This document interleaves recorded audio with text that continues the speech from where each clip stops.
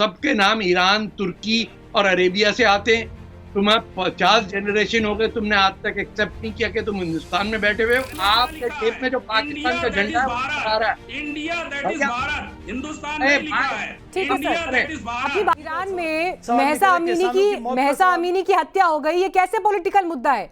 वहां पर जो महिलाएं सड़क पर उतर रही हैं अपनी आजादी की, अपनी चॉइस की मांग करते हुए, आपको ये राजनीतिक मुद्दा दिखाई देता है? कैसे दिखाई देता है?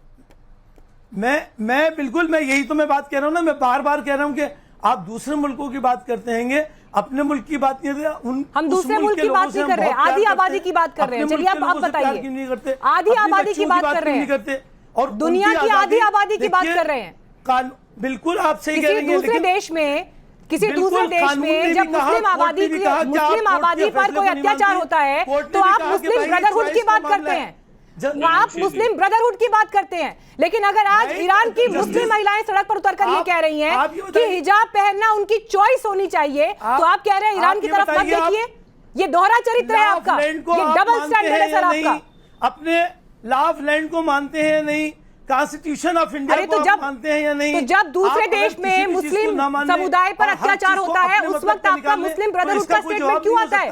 तब क्यों नहीं कहते आप ये कि कानून अपना काम कर लेगा, भारत अपने मसले देखे? उस समय क्यों नहीं कहते हैं आप?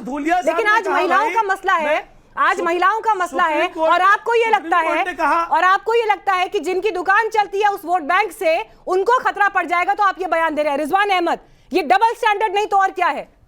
जब भी कट्टरपंथ आता है उसकी शिकार बनती है महिलाएं। कोई डबल स्टैंडर्ड मैं नहीं फिर बोल है। हम तो ये कहते हैं कुछ लोग अब बोल लूं, ठीक है सर, आपकी बात पूरी हो गई। रिजवान साहब बोल लूं, मैं ठीक है, बोल लूं, कोई डबल स्टैंडर्ड नहीं है, बोल लूं। सर आपका डबल स्टैंडर्ड अभी एक्सपोज हुआ है, अभी एक्सपोज हुआ है आपका डबल स्टैंडर्ड। कंट्रोल करिए। बाकी मुस्लिम आबादी पर अत्याचार हो तो मुस्लिम ब्रदरहुड है, मुस्लिम भाईचारे की आवाज बुलंद होगी, लेकिन महिलाओं पर हो तो अभी आपने यहाँ पर चैनल पर बैठ के कहा है कि वो महिलाओं का मामला, ईरान का मामला है, छोड़िए उसे। रिजवान साहब ठीक है, रिजवान साहब बोलेंगे आप। कॉन्स्टिट्यूशन को मानते हैं जी जी जी। अरे असगर खान को तो कंट्रोल करिए आप जी, आप बोलिए सर। देखिए अभी जब से प्रोग्राम शुरू हुआ है बीच में ओवैसी साहब भी ये बोलते हुए मिले थे कि भैया हमें अफगानिस्तान से क्या मतलब। देखो भाई, मैं तो इन्हीं के भाषा में इनको जवाब देता हूं। मैं तो कह रहा हूं हमें अफगानिस्तान से भैया कोई मतलब नहीं है। एनआरसी और सीए के दौरान तुम्ही ने अफगानिस्तान के मुसलमानों के साथ रिश्तेदारी जोड़ ली थी कि उनको बुलाओ, तो तुम तो उस दिन सीए और एनआरसी के टाइम पर उनके साथ रिश्तेदारी ना जोड़ते ना। आज कह रहे हो अफगानिस्तान से हमारा कोई मतलब नहीं है, पहली बात। दूसरी बात आपको बड़ी बढ़िया बताऊं, एज ए इस्लामिक स्टूडेंट, इस देश में पुरानी मस्जिदें छोड़ के जितनी भी नई बड़ी मस्जिदें बनी, जितने भी इजारे बने, जितने भी दारुल उल्म बने, मुसाफिर खाने बने, कोई भी ऐसा नहीं होगा जिसमें सऊदी अरेबिया की भीख यानी ज़कात का पैसा ना आया हो।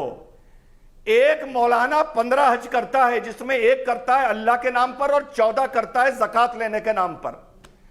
जब तक सऊदी की गवर्नमेंट इनका साथ दे रही थी तब तक सऊदी के साथ इलू इलू किया करते थे। जब वहां मोहम्मद बिन सलमान आया और उसने इनके डंडे लगाने शुरू किए तो अब कहते हैं कि हमें सऊदी अरेबिया से क्या मतलब, हम तो हिंदुस्तानी हैं। और आखिरी बात, अभी डिबेट शुरू होने से भी पहले किसी ने धूलिया साहब का नाम लिया और ये वकील हैं असगर साहब, इन्होंने भी नाम लिया। बड़ा अफसोस होता है कैसे कैसे अज्ञानी आ जाते हैं। इन लोगों को यह नहीं पता कि जब एक डिवीजन बेंच का जजमेंट स्प्लिट होता है तो जिसने तुम्हारे पक्ष की बात कही है वो भी नहीं बोली जाती और जिसने तुम्हारे खिलाफ बात कही है वो भी नहीं बोली जाती। लेकिन ये इतने जाहिल हैं कि सिर्फ ये धूलिया करते रहते हैं, ये गुप्ता नहीं करते। इतने बड़े दो मुंह हैं और इतने बड़े दोगले हैं ये। ठीक है, आप कैसे भी कुछ ठीक है।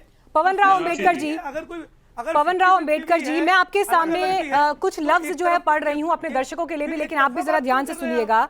और ठीक है, असगर खान साहब जब आपका वक्त आएगा बोलने का तब बोलेगा सर, मैंने आपको पूरा समय दिया है, आप बाकी लोग भी बोलेंगे सर। प्लीज जब मैं आपसे बात करूंगी सर तब आप जवाब दीजिएगा, ऐसे हर किसी की बारी में बोल के डिबेट नहीं होती है, प्लीज। ठीक है पवन साहब, आपके लिए मैं ये लाइंस पढ़ रही हूँ।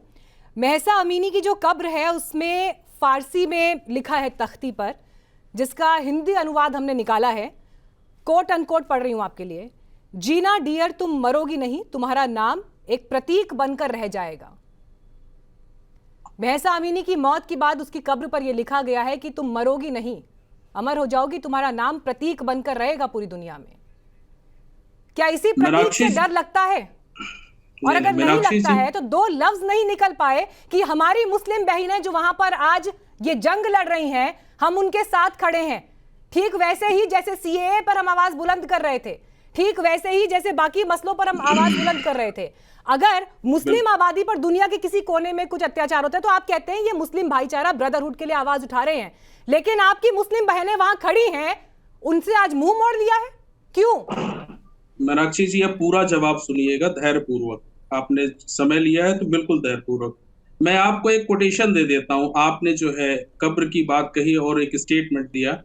एनसीआरबी का डेटा कहता है कि 2020 से 2021 में 15.3% की बढ़ोतरी हुई है घरेलू हिंसा में।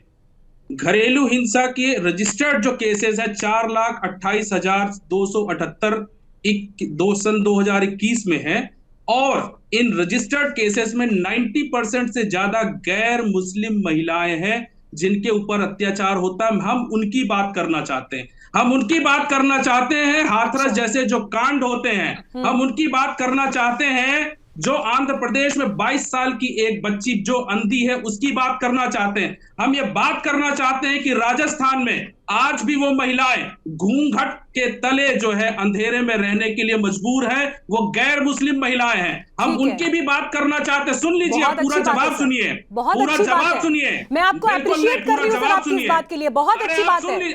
आपको अप्रिशिएट कर रही हूं सर, आपकी तारीफ कर रही हूं, आपकी प्रशंसा कर रही हूं।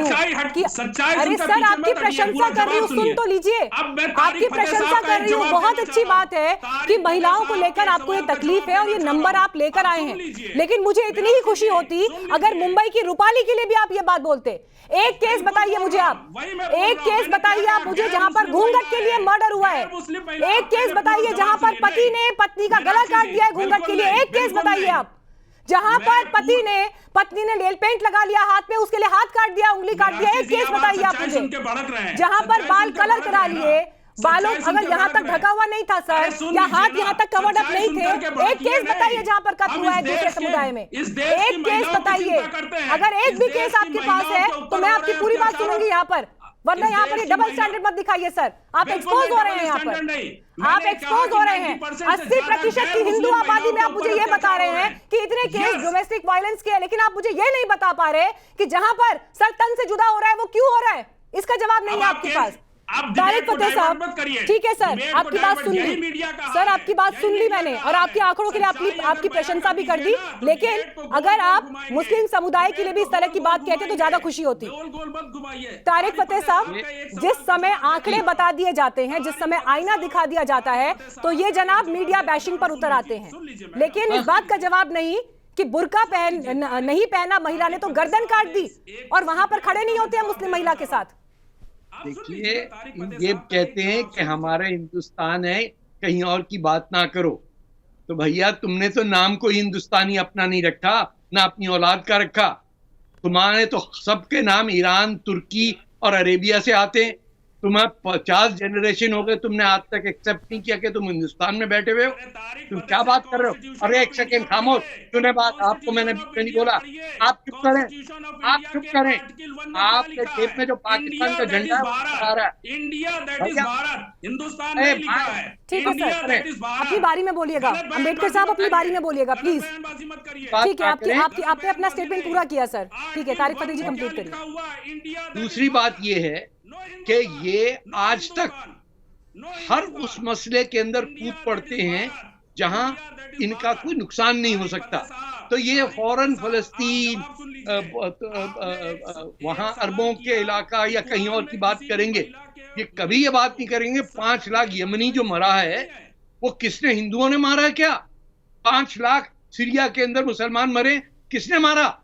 आप कहां थे जब पाकिस्तान की फौज ने बांग्लादेश में जेनोसाइड किया? आप तो पाकिस्तान फौज के साथ थे।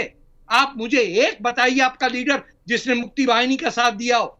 आपका काम है हिंदुस्तान की किश्ती में छेद करना और बैठे रहना वहां पे कि ये हमारा हिंदुस्तान है, हम बाबरी मस्जिद बनाएंगे, हम यूं करेंगे।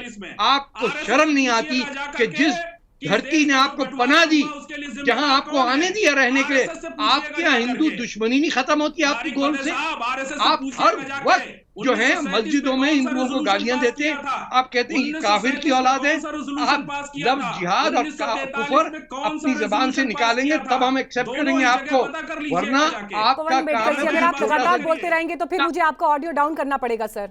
मैंने आपको कई बार रिक्वेस्ट, सर मैं आपके पास जब आऊंगी आपको समय दूंगी, आप उस समय बोलिएगा। अभी आपके पास आई थी, आपने अपनी पूरी बात कही है।